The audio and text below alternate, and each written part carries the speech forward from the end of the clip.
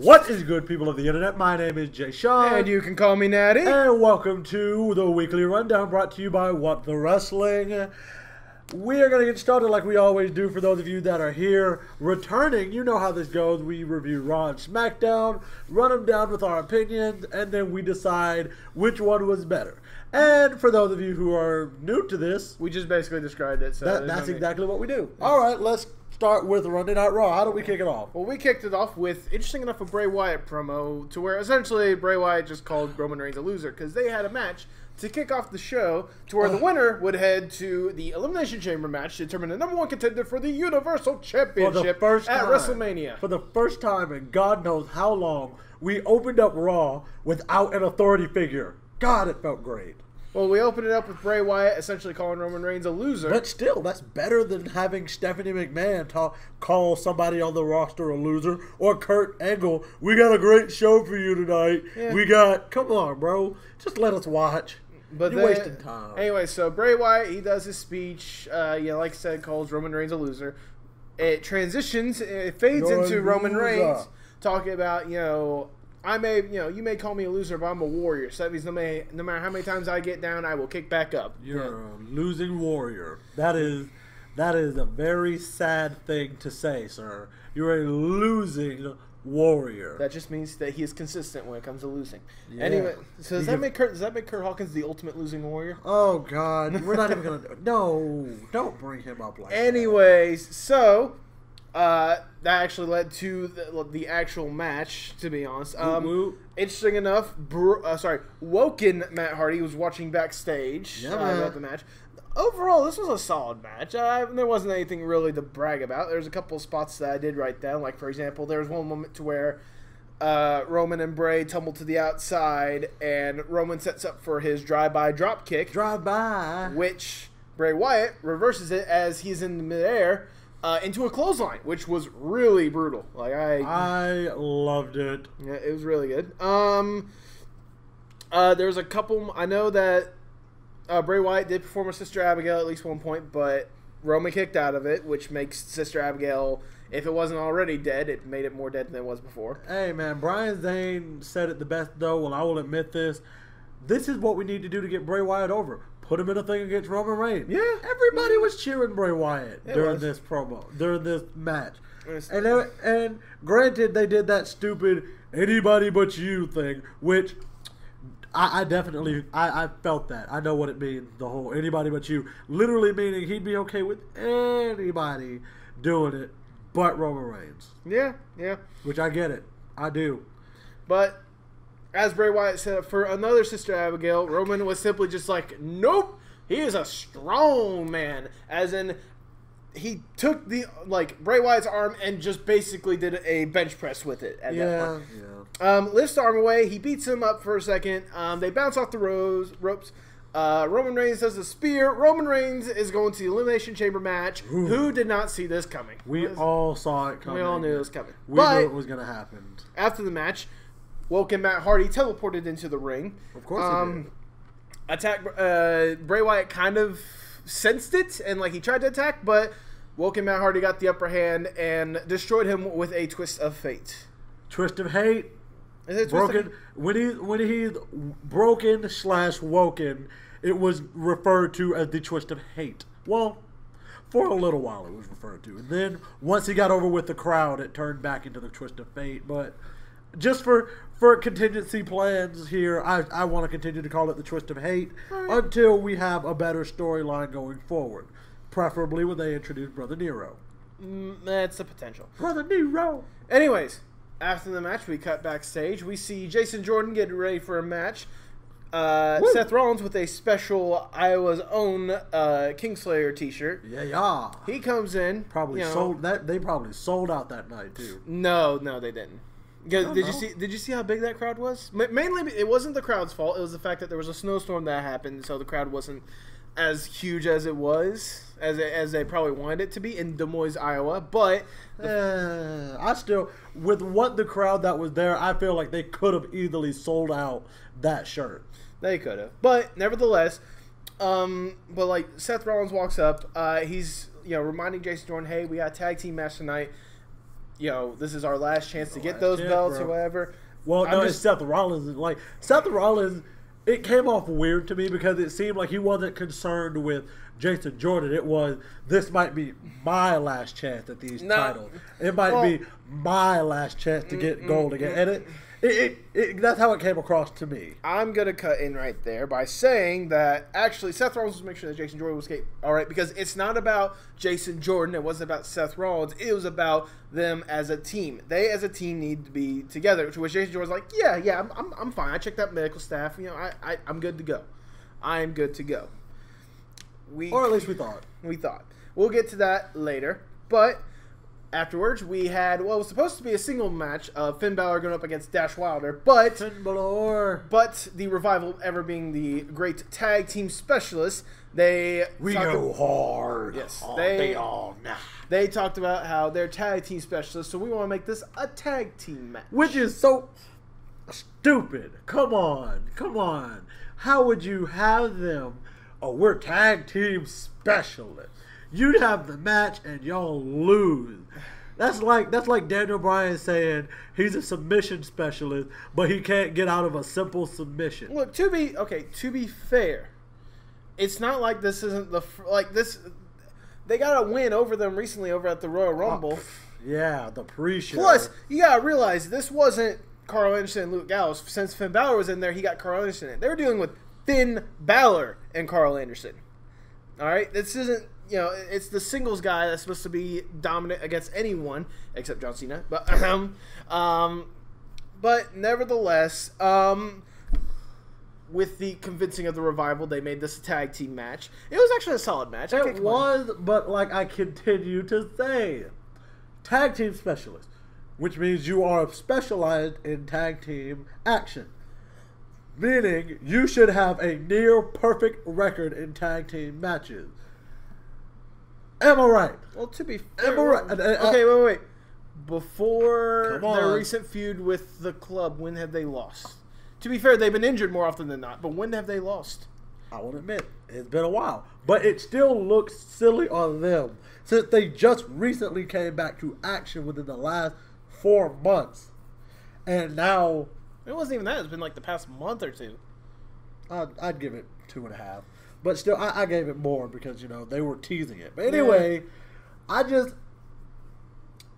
for you to say that they're tag team specialists and then have them get beaten immediately after calling themselves tag team specialists, it doesn't make them look good. It doesn't build their character. Nobody looked good in the situation. What it really felt maybe not the Revival. I was going to say when it comes to the club, I mean, I even put in my notes, Carl Anderson probably looked the best he'd had in months after that hot tag or whatever, just going after everyone in the ring. It felt like it was a time filling. It felt like it was a slot filler. It really did not feel like this was a match that was going to keep me entertained and keep me hyped. It was like, oh, it's here. Okay, I'm going to be honest with you. The entire Raw that night, I don't know if it was partially because of the small crowd, it had a whole entire house show feel to it. Like the entirety from start to finish. It had something you would see at house shows and such. At live events. But we'll just get to finish this match. Finn Balor got the win off of a coup de grace. I didn't write down who he pinned or whatnot. It was a time filler. Usually, and that, this is foretelling for something else later. But hey, that's something good to mention. They usually at one point in time the women's matches were the time fillers. Oh, the slot fillers. Hey man, I'm just admitting to how it used to be. Well, people used to treat them like they were the slot fillers. So, times are different. But speaking of women's, and I'm happy that we cut to backstage. Sasha Banks is on a little eye patch. She's watching last week's match that she had with Asuka when Bayley comes in. Well, she got whooped. She didn't get whooped. It was a really good match. Whooped. It was a good match. I'm not saying it wasn't a good match, but I'm just saying she got whooped. The Super Bowl was a good game, but the Patriots got whooped. Time out. Whooped insinuates that you had no chance. Like you were dominating from here. It was a good match. I'm not saying it wasn't a good match. But whooped insinuates that there is no competition. No. It's a one-sided affair. That's what whooped insinuates. Whooped insinuates that you got your butt handed to you, which Sasha got her butt handed to her. You cannot deny that she got it. Just like the Patriots got their butts handed to them. They put up a fight, but in the end, they got their butts handed to them, just like Sasha Banks, who put up a fight, but in the end had her butt handed to her. By the way, congratulations to the Philadelphia Eagles. We feel sorry for the city of Philadelphia. Everybody got to go through it once. Anyways, but Sasha Banks is watching her match last week. When Bayley comes in saying, you're really watching it again. That's like the 20th time you've seen it. But Sasha says, I've been watching. I've been, figuring out what went wrong or whatnot. I think I know what it takes to beat Asuka. Kind of like at the Royal Rumble. Well, not the Royal Rumble. I feel like I have her number next time I have the chance with her. And, Bayley's like, well, since you think you can give me a few pointers? To which she's like, look, as much as I'd like to help, it's every woman for herself. Kind of like at the Royal Rumble, it was every woman for herself. Well, they're teasing. They are teasing. They know what the people want. They're teasing Sasha turning heel because everybody likes heel Sasha better. I hate to admit it. It's like with heel Randy Orton. People like him better. But Bayley was able to get a nice little dig in here, saying that, well, I can beat Asuka. Sasha's like, what makes you think you can beat Asuka? And Bayley's like, well, I beat you, and if I can beat you, logic then dictates that if I can beat you and Asuka can beat you, I can beat Asuka. Yeah. Logic dictates that, and I'm just like, wait. That would insinuate that y'all are at least on par with each other, not that you could beat her. But, whatever. After this, we had a cruiserweight tag team match of Ali Sander, a.k.a. Cedric Alexander, and Mustafa Ali going up against Tony Nese and Drew Gulak. Come on. With hold on, no, I just that was. No, you got this one. You got this. With freaking Drake Maverick, a.k.a. Rockstar Spud. Can I just pause for a moment? How awesome is a name is Drake Maverick? I love that name. It is. Drake Maverick. It's a good name. I like it. It fits him. He looks like a Drake Maverick, even though I've known him for his time in Impact Wrestling. Yes, we are name dropping Impact Wrestling as Rockstar Spud. I want to say it's interesting because the commentary table even acknowledges, like, him as Rockstar Spud, but we call him Drake Maverick. Which is I think that's so funny because they will call him the name, they will refer to his name that he worked as in Impact Wrestling, but they refuse to acknowledge Impact Wrestling. I dig on this just about every single week. I just think that is so hilarious that they would really just refuse to name drop Impact Wrestling, yet they will name drop Ring of Honor and New Japan Pro Wrestling, but they refuse to do. Well, because those two don't have as much of a TV presence as what Impact did at one point. But still, anyways, at one point, and this is arguable, but I believe so, Impact / TNA was to WWE what WCW was to WWF at one point in time. That's very arguable, but then TNA kind of self-destruct. They did. Anyways, but nevertheless, Drake Maverick was out there. He was basically hyping up this whole entire cruiserweight tournament. This match, it was a fairly quick match, but I do want to emphasize one point. Cedric Alexander, please don't kill yourself. There were two major bumps in this match. There's one to where Drew Gulak got like a flip on or like trip, like what was it? I can't remember the exact spot, but basically Cedric Alexander like landed on his shoulder and head like really badly. And then of course there was the suicide dive spot that he always does, but it still gets me. But like I said, it was a fairly quick match. Cedric Alexander got the win off of a lumbar check to Drew Gulak. Drew Gulak is built for that. What was I gonna say?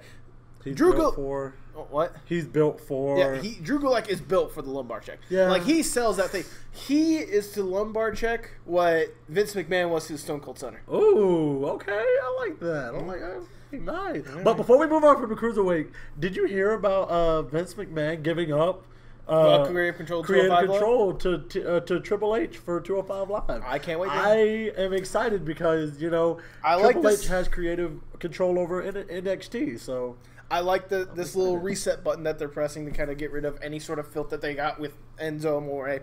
And so essentially, And I read an article, I think it was with the Wrestling Insider or something. I cannot remember what website. Is that Brian Alvarez? Huh? Is that Brian Alvarez or Meltzer? I think that's Meltzer.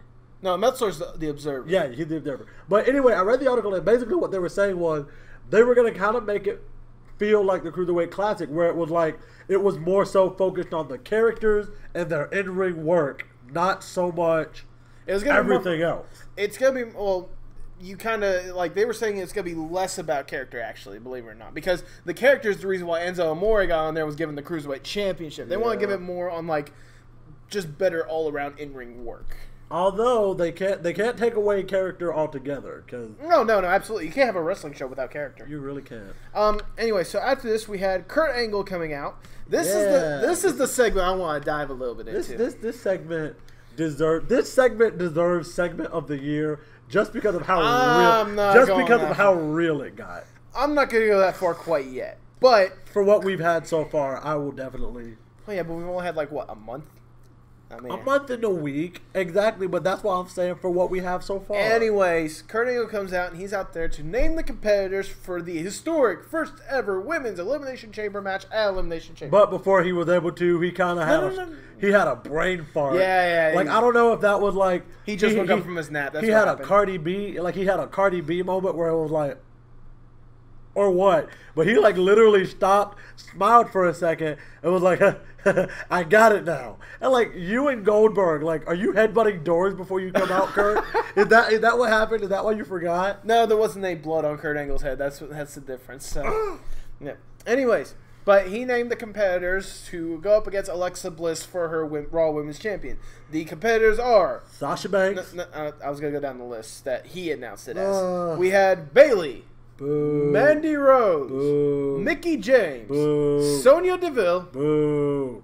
and Sasha Banks. Boo. Why are you saying boo to all of them? It's all about Nia Jax, dang it. Well, that's the thing that he addressed. He said that the reason why Nia Jax is in the match is because she will be going up against Asuka for Elimination Chamber, and if Nia Jax wins, the championship match, whatever Asuka chooses, will be a triple threat match. Yeah. So that's an interesting situation. Oh, wait, no. He didn't say whichever he chooses. He said the Raw Women's title. So, Kurt inadvertently just pretty much confirmed everything people have been... Yes. Kurt has pretty much confirmed what people have been rumoring for at least a good month before Ronda Rousey even came into the business, that it was going to be Asuka versus Alexa and freaking Rousey versus Charlotte. I don't think that's going to be the match. WrestleMania. I think Rousey's going to be teaming up with someone. Maybe Kurt. Maybe I've heard Braun Strowman in the mix. That'd be awesome. Rousey. Braun's going up against the Miz, bro. Maybe. No. See. Here's how this is quick fantasy booking. Little side. Oh my god. I want that Braun and Rousey versus Triple H and Stephanie McMahon. You just want to see Triple H's face again. Yes. That's the Don't deny me this. But, I'm not denying it. I mean, you still got the picture of the other one. Yes. Anyways, he does. But not only that, but for the IC belt, I want Miz and Finn Balor.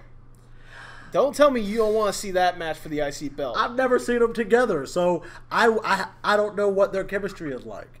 But it would be good to explore. Yes, I would love to explore Finn Balor versus The Miz. Plus, you gotta realize Balor with Balor Club versus Miz with the Miz Taraj. That's setting up entire storylines right there. It is a little bit. But let's get back to the show. So as Kurt Angle's finishing up all this, all of a sudden Alexa Bliss's music hits. She comes out. Anyways, she comes out saying what Kurt is doing right now is unjust. Saying that she's wondering, how come you're making this historic women's elimination chamber match and all that stuff? Why are you making it for the championship, but the men's isn't? It's only for the #1 contendership. Is it because I'm a woman? Well, to be fair, you haven't defended your title since October. So, but you see, she didn't argue this. But if you think about it, one, she did wrestle at Survivor Series against Charlotte. That was in November. But she wasn't for the title. That's what he was saying. No, but also there was a pay-per-view for Raw in December.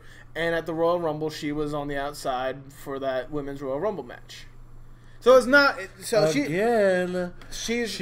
he was saying, he wasn't even saying that she hasn't been in action. He said that she hasn't defended her title since October. I mean, that's a fair point. But And then she hit her rebuttal with, "That's not my choice. That's not up to me. You're the one that puts me in these matches. In fact, I think you're sexist." Which is, okay, before we even get into the I think you're sexist thing, what? You've made countless matches, Alexa. Don't even say that, oh, it's up to him if the championship is on the line or whatever. You've made countless matches. Even Kurt, Bliss. I would say even Kurt was simply like, you seem to sound like you're weaseling your way out of a championship right now.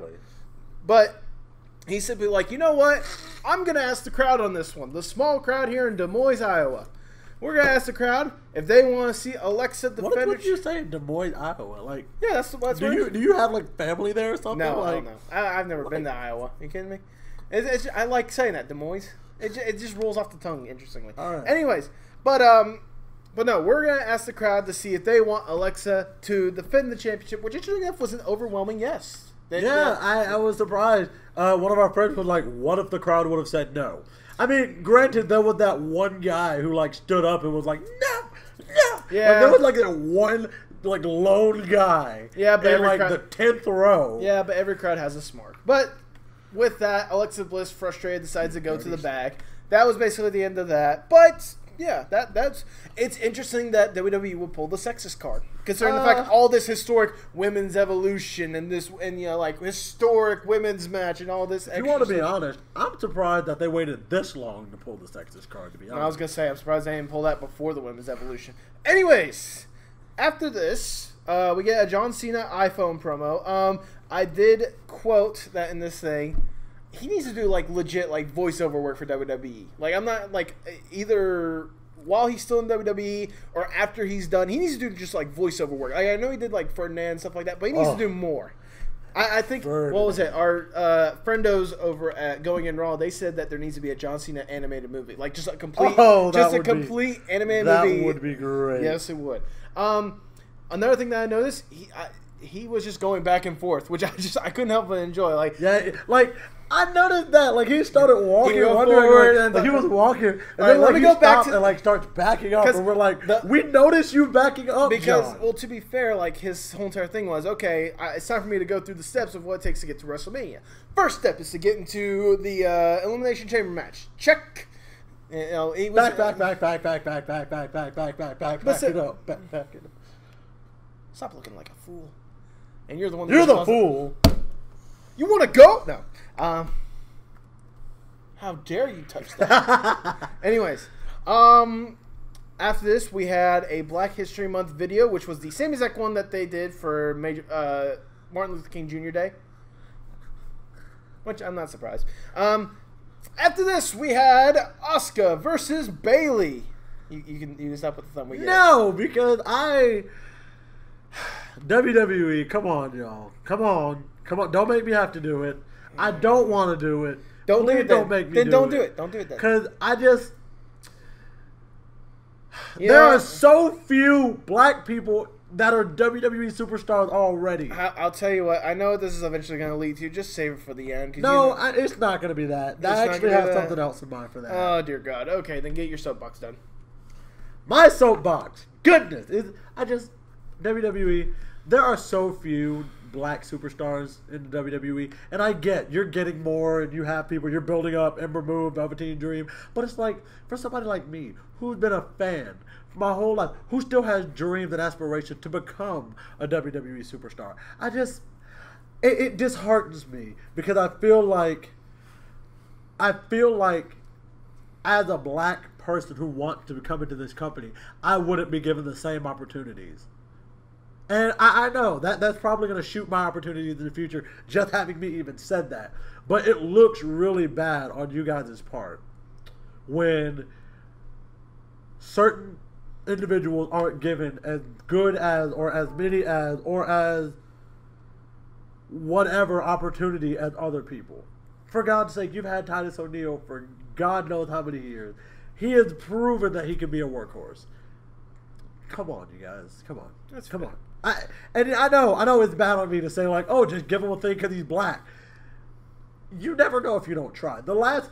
Honest to God, I cannot think of the last black Intercontinental Champion that we've had. I think it was like Ezekiel Jackson. No, he was U.S. champion. Or was he IC champion? No, he was. I think he became IC champion. He beat Wade Barrett. No, that was for the U.S. belt, wasn't it? No, that was Intercontinental. It was that capital. No, it's for the U.S. belt. It was Intercontinental. I swear it's U.S. belt. I'm telling you. No, because I saw a list somewhere of like the top 10 worst United States champions. He might have won it, but he also won the IC. Okay, he may have also won the IC belt, but the match you're talking about, that was for the U.S. belt. No. Yes. Bro, I'm about to look this up right now. Okay. If I'm wrong. Yes. See, Ezekiel Jackson defeated Wade Barrett at WWE Capital Punishment. You know what? I'm wrong. I'm sorry. There we go. All right, let's keep it moving. I'm sorry. I've wasted enough time. WWE, work with the black people. Come on. I want to be a superstar. Work with us. Let's go. Anyways, now that we got that soapbox out of the way, let's get to the match of. Well, never mind. Let's get to the match of Asuka versus Bayley. This was a good match. This was a really good match. This was a good match. And before we even get into any details, yes, I'm doing a callback. Bayley got her butt handed to her. Anyways, I didn't want to say though, even though she got her butt handed to her. She did. She put up a good fight, but she got her butt handed to her. I was going to say, this was like the most intense she's looked in months, which is so good on WWE's path because they need her, yes, keep up the hugging persona. That's what got her over with the fans. But we don't need to be this whole entire, she don't need, exactly.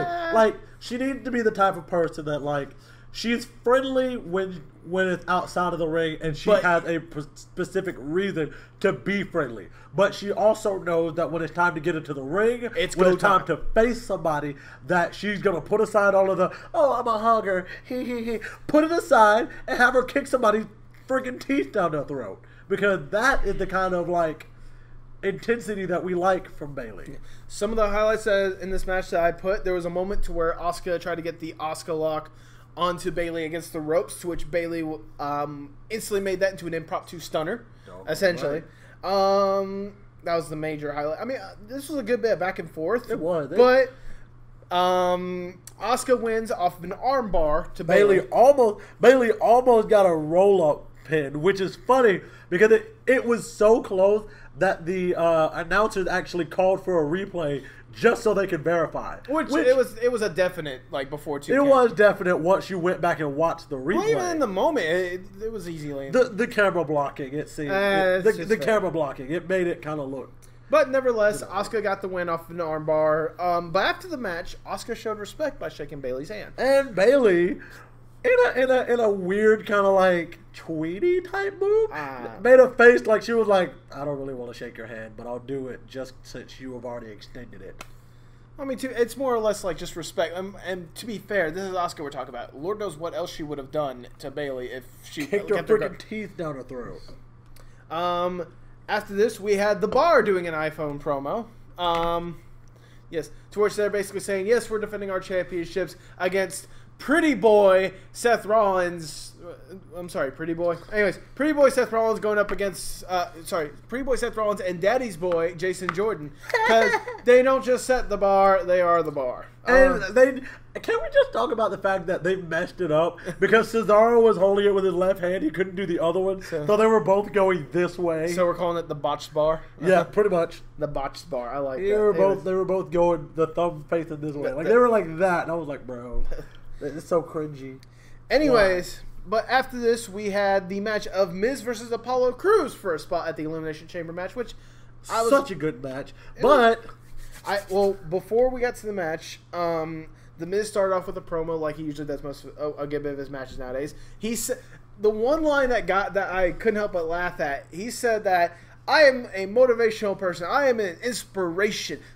Doug Peterson, the head coach of the Philadelphia Eagles, he showed my last match to the Philadelphia Eagles, and that motivated them to beat the Patriots on Sunday. I'm like, bro, yeah. What do you do? I mean, It was. I thought it was cute. But he was saying that 2017 may have been great. You may have seen some of my greatest work, but the best is yet to come. And he talks about how he's going to win the Elimination Chamber, go on to face Brock Lesnar, and he is going to become the first ever dual Universal and Intercontinental Champion, which I thought was so hilarious.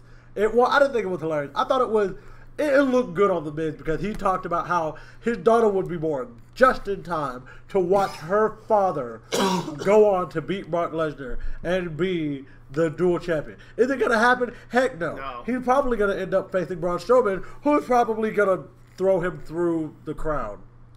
Probably.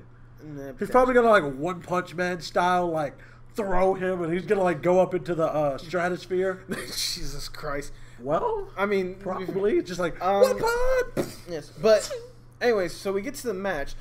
Oh, my God. Is Apollo Crews... WWE must have, like, taken the chain off of Apollo Crews because he has been doing really great recently. Yeah, man. Like, they're starting to let more and more people have creative freedom as to what they can do in their matches. I'm talking about, like, Apollo Crews has some intensity. One of the best spots of this match is Miz goes for that corner clothesline thing or whatnot. Apollo Crews catches him, tosses him, does a backflip before doing a standing shooting stars press onto him. Yeah, man. Oh, my God. This is the Apollo Crews we've been waiting for, people. However, the match ends with Apollo Crews. He goes for a corner attack. Gotta stay out them corners, man. To which, like, he got on the ropes, but the Miz was quick to get Apollo Crews to trip up and, rope. Is this Dick Rope City or, like, what would be the situation for that? Might as well be. Anyways, falls off the rope, skull crushing finale. Miz is gonna be in the Elimination Chamber, Yay. which my personal. We already know it's gonna set up for something with Braun Strowman. I know. Or Finn. What it'll probably be is the Miz will somehow eliminate Braun Strowman. Yeah, that was my best thought. Then Braun Strowman's gonna kill the Miz. He's probably gonna get eliminated by Finn Balor. Finn Balor's probably gonna get attitude adjustment. You're doing. Let's say that for our predictions video. I'm just predicting, Let's say that for the predictions video. Anyways, the issue I have with this is I wish that the Miz would defend the IC belt at Elimination Chamber against someone. I mean, I know, but that's just wishful thinking. Anyways, WrestleMania season, bro. We go backstage. Seth Rollins is getting ready for his match against the Bar when we see Jason Jordan like holding his neck with Kurt Angle by his side and a medical staff, and towards like Seth's wondering what's going on, and Jason tell him. And Kurt Angle was acting literally like a dad. He was like, "Tell him what he said. Tell him what they said." And to where Jason Jordan's like, "I was doing some neck bridges and something just popped, and it felt really bad." And I went to go talk to the medical staff, and they have uncleared me for the match tonight. To which Seth just starts freaking out, and it's like, "Well, what am I gonna do? Who's gonna be my partner?" And Kurt was like, "I guess you're just gonna have to forfeit, bro. You don't have a partner." And then guess who would show up? But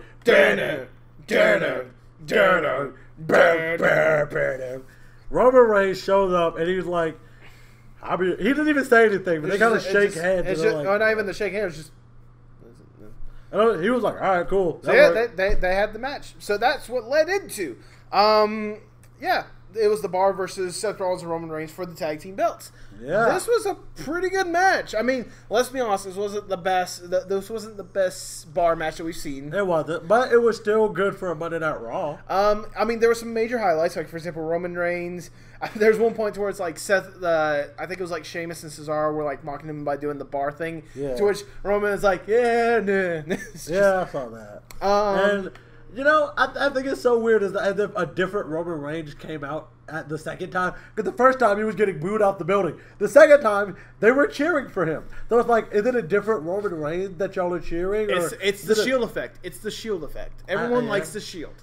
Everyone loves the Shield. But they didn't even come out to the Shield music. Well, it's because Dean Ambrose isn't there. Anyways, I hope you're getting well, Dean. We need you. We really need you, bro. Some of the other highlights: Seth Rollins goes for a suicide dive on the Sheamus. Sheamus catches him, does the knee backbreaker onto him or whatnot. I didn't note that the Bar's really good at isolating opponents. As in, like when Roman was in the ring, they made sure to keep Seth Rollins away from the corner as possible. Yep. Like this was something that they did at Royal Rumble as well with Jason Jordan, and I appreciate the fact that this is the tactics that they're using because this is why I usually use in WWE 2K. The match is winding down. Jason Jordan comes out. And he helps Seth Rollins get up. You know what? Screw what everybody else says. He has been amazing. Jason Jordan, he was legitimately trying to help. Okay? He was. But I mean, like, you know, when Rollins gets up and Roman tags him in, Seth Rollins goes off. I'm talking about just like hits left and right. There's one point where he does a suicide dive onto Sheamus, and Sheamus goes into the crowd. Which yeah, it was. That was great. But but then it's the fire pants, bro. It's the fire pants. It is the fire pants. They help keep him. He has the spirit of Bam Bam Bigelow in those pants. I was gonna say they keep him El Fuego. Get out. No, I will not get out. Anyways, Roman Reigns is telling Jason Jordan to, get back. We got this. Not too long after he said that, the Bar decide, you know what? We're done with this match. They take their belts and they're going to be leaving. Jason Jordan is like, nah, fam. Stop in the name of love. To which Sheamus throws a fist and Jason Jordan out of defense, knocks him away, punches Cesaro. Matches ends in a DQ.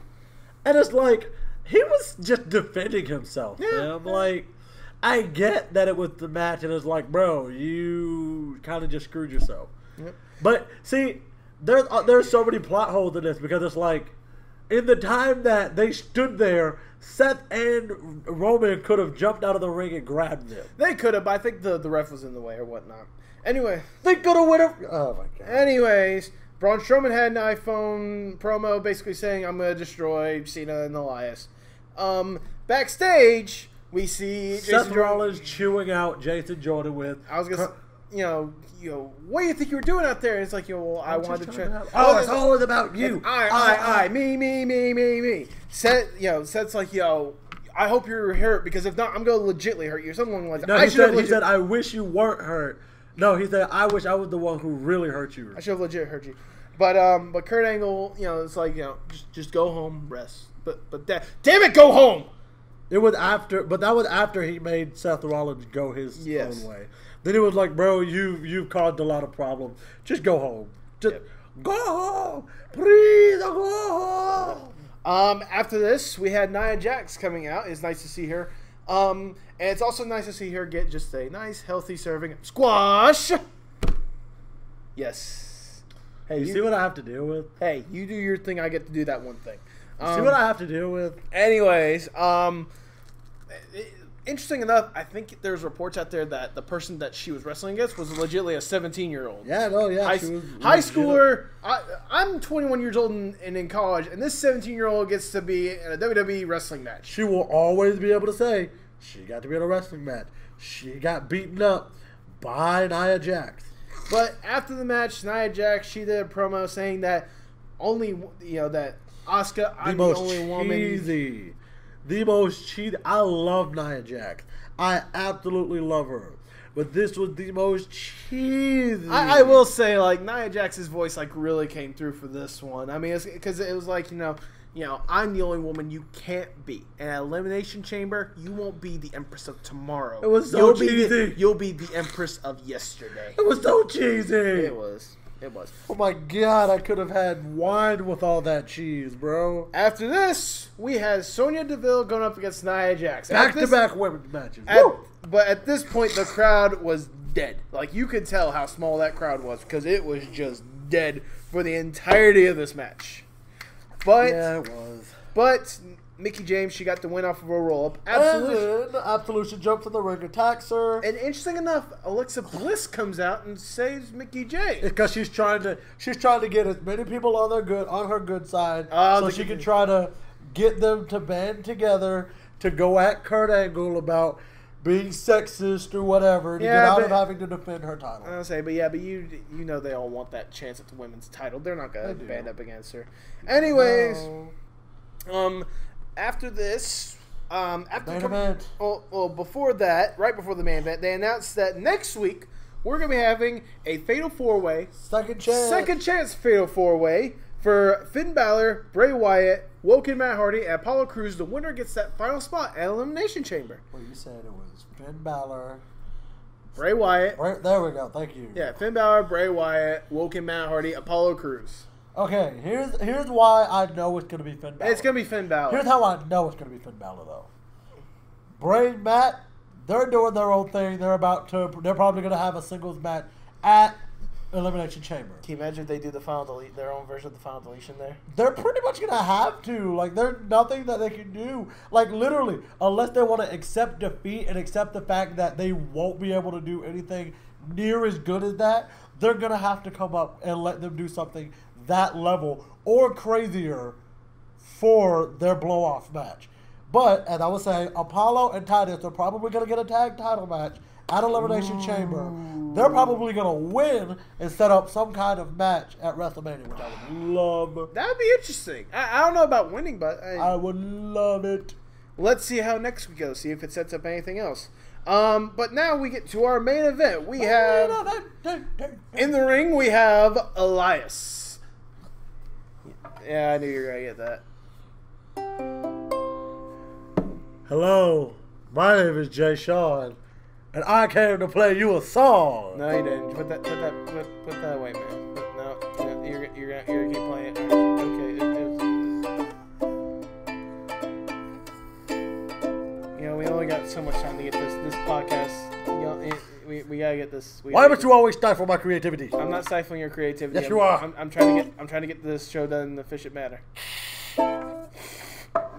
Anyways. That was probably the weirdest thing we've done. Anyways, but he insults the fact that they're in Des Moines. It's a small town. Normally I fly over places like this. Apparently he turned down performing at the Super Bowl halftime show. He said that was a big mistake. Yeah. Which to be fair, I'm just gonna defend Justin for a second. It was an entertaining halftime show. Was it the best? No one can beat Prince's, but it was an entertaining halftime show. Nobody can beat Michael Jackson's. What do you... Okay, let me rephrase that.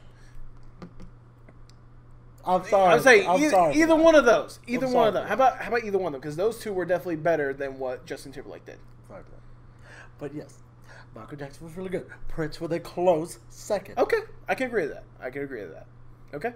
Okay. Deep breath. Okay, I'm good. Deep. I'm good. I'm good. No, I'm fine. Okay. It was still a really good. It was a good halftime show. Elias, you probably would have made it better. You would have made it better, but it was still good. You know, during his song, he talks about how Strowman's not a monster, which is a big mistake. But of course, Cena interrupts.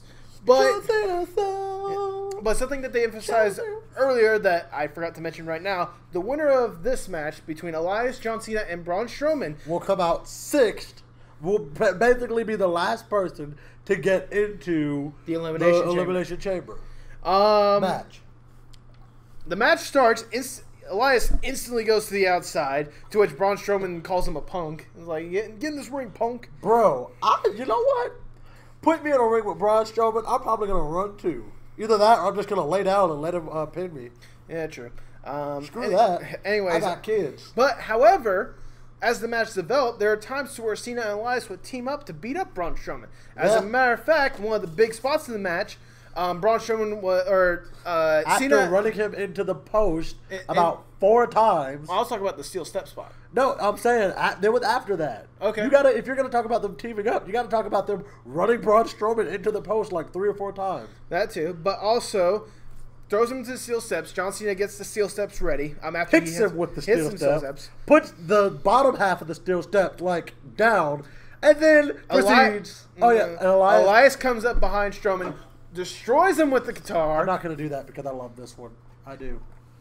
And then Braun Strowman toppled into Cena to lead to an AA onto the steps. Yeah. That basically took him out of the match for a bit so that Cena and Elias can go at it in the ring. Yep. We get to the end of the match. Cena's going for the 5-knuckle shuffle. Braun Strowman comes in, power slams Cena, tries to do it to Elias, but Elias is able to push him or kick him outside. Bro, I don't know how he managed to be able to get all of that strength in. He was and he pushed him through the middle rope to the outside. And with that, Elias quickly got the cover on Cena. 1, 2, 3. Elias is coming out 6th at the Elimination Chamber. Whoa, he's not going to win. No. He'll probably be the first one eliminated, to be honest. Second. I'm going to say second. Really? Who do you think will be first? Either Miz or Finn. It's going to be Elias. Anyways, although I wouldn't be surprised if he's first. I wouldn't be. They're not going to eliminate anybody until after all 6 men are into the ring. Or Cena. Get Cena out early. Or Cena. It'd be interesting. Because that could... Nah, I'm getting too into fantasy booking. But yeah, Elias gets that spot, but Elias does not get to celebrate for too long because Braun Strowman is instantly back in. power slams Elias, then Cena again, then Elias again, and then Cena again, then Elias one more time. No, it was Cena twice. Cena got it twice in a row. Was it twice in a row? Yeah, because he went up, because he came in, power slammed Elias, power slammed John Cena again, celebrated. He ripped off his shirt, Macho Man style, or Hulk Hogan style. Yeah, went up on the turnbuckle and celebrated. Then he was like, "You want to do one more? Let me hear it. Want to hear it?" Elias. It is noted that Elias is rolling out of the ring when he gets back down. He is smart. John Cena was talking to Braun Strowman like, "I'm going to take one more. Want me to take one more? Okay, I'll take one more." But he ate another running power slam. And then that was how Raw ended. Let's get to SmackDown. But before we do, why don't we take a moment here? Why don't you go ahead and follow us on Twitter? He is mine, and our official What the Wrestling page at What the Wrestling, WhatDewrestling. Link will be in the description. I do also want to note, this is a little side. We're not sponsored. I just wanted to say this because this will help me more than it helps anyone else. Who here likes Funko Pops? You like Funko Pops? Of course. I have like 4 of them. You have 4 of them. I'm getting one for the set. 5. Spoiler for it should be coming out next week. I'm getting a Braun Strowman one. It's going to be right here. Bro. Do you want a Funko Pop? Well, if you go to, I think it's Pop in the Box. I think that's what the site is called. I will be sure about it. I'll put the link in the description and whatnot. Go to popinthebox.us or .com. Use the code Nathan-RMO. It was only like that because that's how I got it or whatnot. And you will get 20% off your first purchase of a Funko Pop that's available on there. And they have like some of the most recent ones. They got the... I know when I was looking on there, they had like the Goldberg old school ones that they got. They got like the newest Rock one that you got. And if you're not a wrestling fan, they also got like the newest. They got the Jurassic Park ones, the Overwatch ones. I couldn't imagine. I'm just going to be honest. I cannot imagine somebody who was not a wrestling fan making it this far into our podcast. Yeah. I cannot imagine that. But at the same time, I'm just going to put it out there. I'll probably put a little graphic right there just because I can. Hey, man. It's one of those, if nothing else... Honestly, if Funko decide they want to sponsor us, send us Funko Pops, bro. Or I'd be okay with that. Or namely Pop in the Box. If you guys want to sponsor us, I'll be more than willing to plug this more often. This is not sponsored. I just want to do this because every time you guys use the code, it gets a little bit less for me whenever I can purchase a Funko Pop. And I can get us more Pops for the set. Yo, I'm the type of person, I don't take him out the box. I don't know about him. I refuse to take mine out of the box because I'm that person. If it's in the box, I intend to keep it in the box. I might take mine out of the box. I'll just wait until I get it. I don't know yet. Hey, man. You. Now that we got all those plugs out of the way, let's get to SmackDown, shall we? SmackDown opens up how? With the Shane promo. And it starts off with Shane. He calls out Daniel Bryan. Daniel Bryan comes down. Shane's talking about how he believes that this is the land of opportunities, that everybody deserves an opportunity, to which Rusev Day chants start backing up, to which... Rusev Day. Duly noted. That's literally what Shane said. Duly noted. But he feels that Daniel Bryan is giving the same 2 stars a lot of chances. I wonder who they are.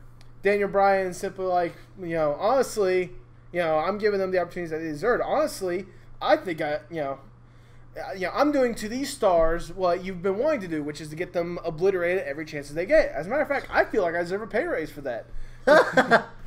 Daniel, I love you. Continue to be great, please. But Shane is wondering why that Kevin Owens and Sami Zayn, why they're the ones that are getting these opportunities. He doesn't want Daniel Bryan to be manipulated by them. And he also notes that, I understand, Daniel Bryan, you want to compete. I know you do. And I feel like you're living vicariously through Kevin Owens and Sami Zayn with all these opportunities and such. To be fair, they've gotten more opportunities at the Gold than Daniel Bryan ever did in his tenure. And possibly. But before this conversation can go along any further, AJ Styles comes out. Talks about, He essentially said, I don't care what you two have going on. Stay out of this. Please. Yeah, let them go at each other tonight, all right? Just stay out of it. It'll be so much better on everybody. Just stay out of it. Let them have it. Let them live. Let them breathe. Let them fight. It'll work itself out. And God, was he right. But we'll get into that later. New Day was backstage. They just essentially spent the entire night trying to promote the hashtag #AskTheNewDay for Twitter, social media lounge. They were surrounded by pancakes. I tried to get a message out there. No one answered, sadly, so... Because I was hoping for at least something. I know, what was it, one of the questions? One of the questions I had to ask, how do you guys celebrate Rusev Day? I want to know, seriously. I have nothing to slap you with. Where are my pancakes? Dang it. Anyways, we go to commercial. We cut back. AJ Styles is wandering backstage when who else appears but Shinsuke Nakamura. To which he simply just says, I'm going to beat you at WrestleMania. Walks away. That's literally all this was. I'm fine with this. I am enjoying Shinsuke Nakamura and all of his freaking, I'm going to beat you at WrestleMania. Oh, it's beautiful. I love it. I love his accent. I don't know. I love accents. Like, who doesn't? Let's be honest. I love accents. They're so nice. I like it. After this, we had Liv Morgan of the Riot Squad going up against Charlotte. Basically, Carmella 2.0. Yeah. Although I think she was around before Carmella. Anyways, I could be wrong about that. Anyways, but Charlotte is intense right off the bat, not even letting up an inch or whatnot. Like she's destroyed. She has her sights set on destroying the Riot Squad. Right. Yep. Ruby Riott and Liv Morgan, they try to interfere. They try to distract Charlotte, but the ref's like, you out. Out. But Charlotte wins with the figure 8, and afterwards she goes up to the desk and she's like, 1 down, 2 to go. Oh, sorry. But yeah, basically her goal is to get rid of the Riot Squad, which is fair. It's fair. It ain't gonna happen. I don't know if she's able to. Well, I mean, as nice as they tried to introduce the squad, I don't think they're strong enough to stop Charlotte. That's my personal opinion. Well, it doesn't matter about being strong enough. They still got the numbers advantage. That's true. I do hope that Ruby Riott does get a title shot soon. I really do. Like a legit title shot. Anyways. So, after this, we go backstage to Kevin Owens, to which the interview person asks, are you guys going to be... Renee Young. Don't you ever disrespect... Was it Renee Young? Yes. I thought it was like Charlie or... No, because she was outside of his locker room. Yeah, I do know that. But anyways, they come out and, she's wondering, what does this mean for you guys' friendship? And Kevin Owens is simply like, well, it depends, whether or not we're friends, it depends on if Sami Zayn is okay losing to me. Can accept defeat. Tonight, by my hands. Yep. After this, we had the Bludgeon Brothers and Bludgeon Brothers. Well, I like how they're on the same page with Nia Jackson, enjoying their healthy servings of squash. I really hate that. Oh, come on! You know the one thing I hate. Unless you stop doing that, I'm keeping this up. Why do you hate macaroni so much? I don't hate macaroni. I don't hate macaroni. I hate how much you emphasize dry macaroni. Let's not get on this subject right now. You hate macaroni. That's all that is. No, I love macaroni. He's the one American that does not like macaroni. I love macaroni. Thank you. Anyways, but basically, the sad part is, this was more than just a squash match. I'm talking about, the other guy that was never tagged in, Eric Rowan obliterated him with a crossbody. I felt so bad for him. But I wasn't even the one taking the spot, and I felt bad for him. Bro, got his whole life checked. Yes. Are they genetically modifying these people to look tiny? Yes. Next to them? Holy crap. It looked like Jerry trying to face off against Tom, squaring up mouse to cat. Okay. I was wondering where you're going with that. Frick, that looked so big. Is it sad that when you said Jerry, my first thought was Parks and Recreation? And then you said Tom, and that confused me even more? No? Okay. Anyways, but, the match is over, and last week, in the reverse roles, the Usos come out literally right after the match is over. They come out, cut the commercial break, they come back, they cut another really good promo to where they talk about what lockdown means, the whole entire, we're not going to let up, we're going to be relentless, we even talk about how they've improved going from, man, they're kind of good to, wow, these guys are match of the night contenders every single night. Yeah. To be fair, that's exactly what they've been. I love how much the Usos have improved. They have been one of the, I would argue to say they've been the ones that have benefited the most off of the brand split. That's true. In my opinion, I think so. I mean, it's either him and AJ. Those are the two that I say have benefited the best off of the brand split. Yeah, that's fair. Even though AJ went to SmackDown and he kind of run with the whole the house that AJ Styles built. Yeah, but let's be honest. If they had kept the brands unified, do you think he would have won that belt anytime? I think he would have competed like he did whenever he initially did with Roman Reigns after WrestleMania 32, but I don't know if he would ever won the belt. Yeah, fair. Anyways, so after this match, we have the first ever SmackDown Top 10. Would you like me to run through the list on who's in the top 10? Don't. I mean, I'll run through it really quickly. Okay. All right, number 10, as obvious, Ty Dillinger. Number 9, Randy Orton. 8, Becky Lynch. 7, I put down Usos, but my phone autocorrect and put down USPS. So apparently the United States Postal Service is number 7.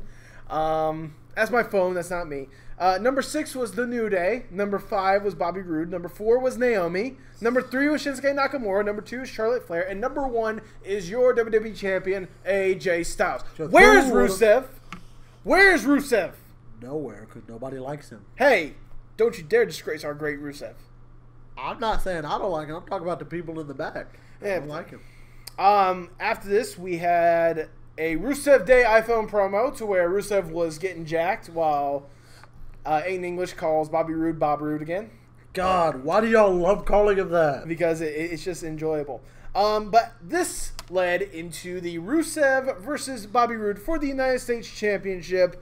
I like how before this match they had a little sing-along going along with it. Having, like, literally Aiden English's words with Rusev's head just bouncing along on I loved it. It was beautiful. It was wonderful. Bro, karaoke. I would love karaoke with Rusev's head as the freaking bro. I'd love it. You know, I would just straight up just love. I want Rusev with the entire WWE locker room. I want to have that karaoke night. I want just one karaoke night. Do that like a network special or something like that. That would be so great. That'd be like the new ride along. I want that. Oh, WWE, God. make that happen. Please make it happen. Pretty please? Extra please? I guess. Anyways, after this, well, I mean, this led into the match. It was a really good match. It was really good. Like, it was really competitive. I knew that Bobby Roode would win, but, like, Rusev put up a good effort. One of the things I noticed when it comes to commentary, well, the question was, like, Rusev, what he thought about the match. He's like, Bobby Roode's a good U.S. champion, but he is a child, and so I will take care of the child. So apparently Rusev is Bobby Roode's father? Bobby, I am your father. Damn it, Bobby. What I tell you? And you get your butt in the house right now. I can just imagine, like, Dad, I made you something for Father's Day. It is not Father's Day. It is Rusev Day. It's Rusev. Damn it, Bobby. It ain't Father's Day. It's Rusev Day. Some of the highlights of the match, Aiden English tries to distract Bobby Roode. He does. Rusev is able to hit the Machka kick onto him. 1, 2, kick out. Aiden tries again. Gets obliterated by Bobby Roode. Damn it, Bobby. I just love saying that. I figured that. Rusev gets a very close roll-up. It was, like, really close. There was basically a whole entire sequence that's a ton of roll-ups and tons of reversals and such. Like this, the Accolade was teased at one point. You know, Glorious DDT was done a couple times. But eventually those reversals led to the Glorious DDT. Glorious! Bobby Roode is about to celebrate. He throws up the hands when... RKO out of nowhere. Which it really was. Nobody expected it. Even though Bobby Roode did kind of ruin it because he looked right at Randy Orton before. I didn't even notice. The thing is, I thought he was looking at Rusev. That was my initial thought with it. But nevertheless, it was not only they did it to Bobby Roode, he also did it to Aiden English and Rusev. Boy, so this is where is this going? Literally, what manner of like storytelling are we getting to? Are we going to have a triple threat between him, Rusev, and Bobby? Are we going to have a one-on-one with him and Bobby? What are we doing? I think it's going to be the one-on-one that might lead up the fast lane to where... Is Randy Orton going to become a U.S. champion? No. Look, let me put it like this. Randy Orton is... Depending on if he's motivated, he'll put over the right guy. And they're going to have Roode go up against Orton so that Orton can put over Roode. Because I think that Bobby Roode, I mean, they got to build him up a little bit more than what they have been. He's been doing a good job as U.S. champion, but he hasn't been defending it for that long. They want to try to give him every chance he gets to defend it and to prove that he can be a good U.S. champion. To which this will eventually lead to Bobby Roode versus Dolph Ziggler in a ladder match at WrestleMania. I just know it will. Anyways, after this, we had been able Shelton Benjamin, Chad Gable, in a backstage promo. Basically, where did the weird chalkboard come from? Well, I guess they stole it from Breezango, so why y'all steal it, bruh? But they destroy it. They're talking about how Breezango are idiots and the Ascension are clowns. This led to the two go up against the Ascension. The Ascension looked really good in this match. Like, they've looked the best that they've had. I like how WWE's giving more people chances to showcase themselves, because these guys are looking the best they've had in months, and I appreciate that. But despite their best effort, Shelton Benjamin gets the win off the pinfall. It was a solid match. It was a solid match. It was. Afterwards, we go to commercial. We come back. Sami Zayn is in gorilla position, to which he's taught. I think it was also Renee Young again, asking about if he's ready for the match. And Sami Zayn's talking about this is about more than just friendships or whatnot. This is my opportunity to get out Kevin's shadows, because Kevin's had all the titles. He's been Universal Champion. He's been IC Champion. He's been US Champion.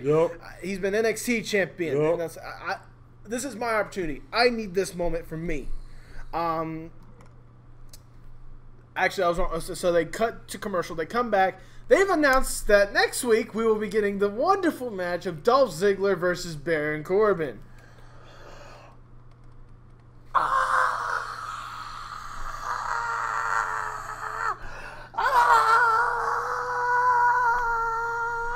Let it all out. Let it all out. You good? You good? Yeah, I'm good. Deep breath. Deep breath. Deep breath. Move me. Rusev Day. Okay, I'm good. Rusev Day. Rusev. Is that the new Goose Fraba? Yeah. I hope people got that reference. Anyways, but that led to our main event. Sami Zayn versus Kevin Owens. The winner gets the #1 contendership shot for the WWE Championship at Fastlane. Winner? What winner? And don't spoil it just yet. Like some of the highlights I put in this match, like this was a standard Kevin Owens and Sami Zayn match, aka like take their battleground match that they had a couple years ago, turn it down a couple of notches. That was this match essentially. It was still a solid match. Some of the highlights include Kevin Owens attempting a Swanton Bomb, failing because I think it was terrible. No, it wasn't terrible. I think Sami Zayn got his knees up.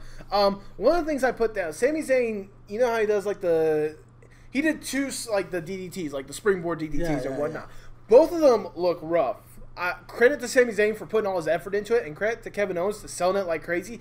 There was one off the top rope. Oh my god, it was crazy. And then there's the usual spot that he did, where he goes through from the floor through the ring posts and whatnot, and does it to the opponent. But I thought for a second that Kevin Owens was going to reverse it whenever Sami just brought him down hard onto the ground. Oh, good lord. I wanted to cry a little bit. The match starts winding down or whatnot. There's one moment to where Kevin Owens has Sami Zayn and he's walling on him and he's like, just stay down, stay down. I'm the one that wins the titles.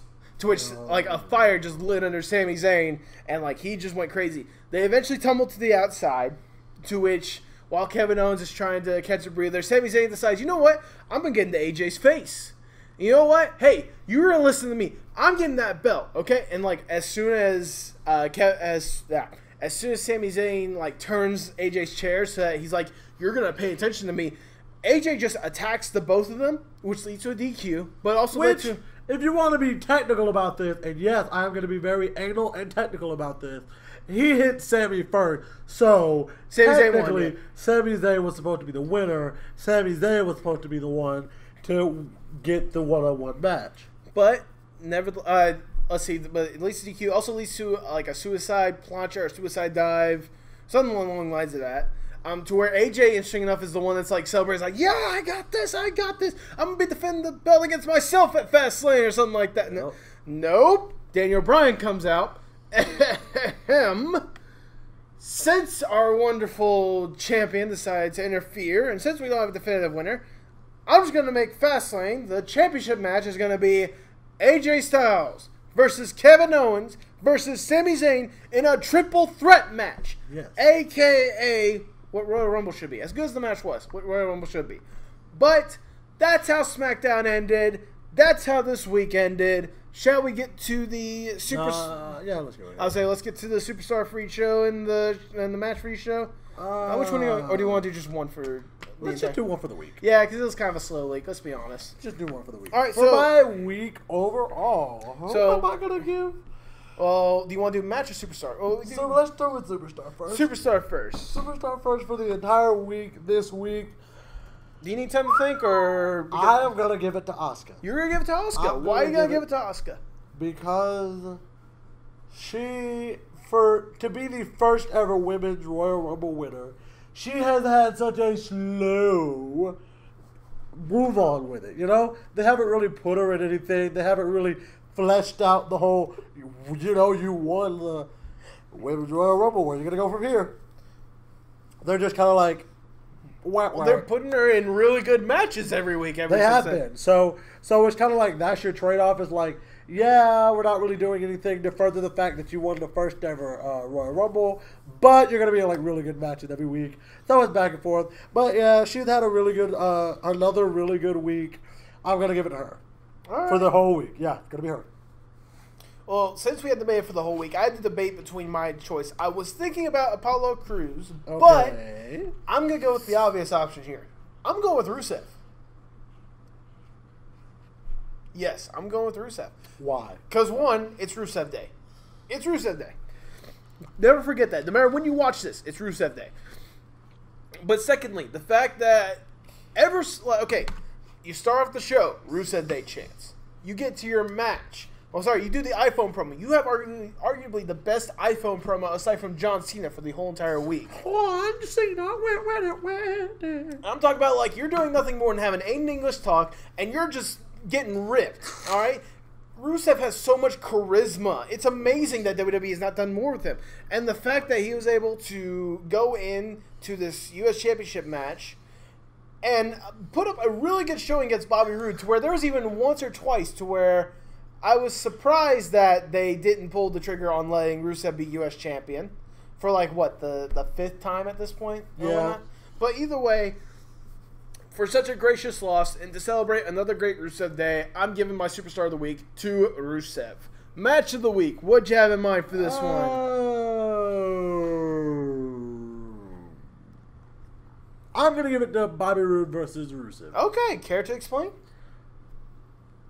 Besides it just being the best match that I could think of for this week. Like, I'm not even going to lie, I checked out for most of both Raw and SmackDown. But the one match that I can honestly say kept me entertained from beginning to end was the Bobby Roode versus Rusev match. So that's why I'm giving him that. I'm going to give mine to an interesting one. Since I couldn't give him Superstar of the Week, I'm giving my Match of the Week to Miz versus Apollo Crews. Okay, that's fair. Mainly because, look, from the start, it was kind of a no-brainer that The Miz was going to win. But yet, with how intense that Apollo Crews was throughout the whole entire match, and how great that, the outside interference with Titus O'Neil and Dana Brooke, and then The Miz Taraj, like, they're both trying to be involved in the match one way or another. And just the athleticism that Apollo Crews showed with the personality and the tactics that The Miz used. This was a good all-around match to where I give Miz versus Apollo Crews my match of the week. Yeah, I think with that, we're done with everything, right? I figured you did. This is actually going to be really quick. It's time for the dry macaroni moment of the week. This is the week that left myself and or many others with a dry taste in their mouth because WWE has dished it out in such a way. I love you too, buddy. You know what's funny? I actually don't have a moment that I can think of this week that was so bad that it deserved dry macaroni moment of the week.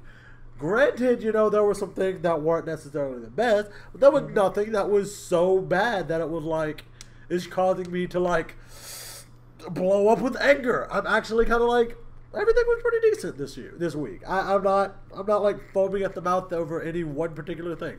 So good job, WWE. You managed to dish out a good hearty bowl of macaroni and cheese this week.